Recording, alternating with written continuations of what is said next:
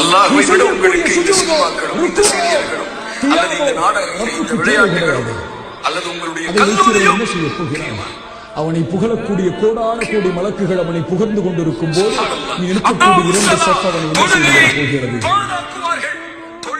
அது உனக்கு, உன் வாழ்க்கைக்கு, உன் வாழ்க்கையின் வெற்றிக்கு, உன் குறிக்கோளை அடைவதற்கு, உன் லட்சியத்தை அடைவதற்கு நீ எடுத்துக்கொள்ள வேண்டிய மிகப்பெரிய மருந்து, ஆயுதம்.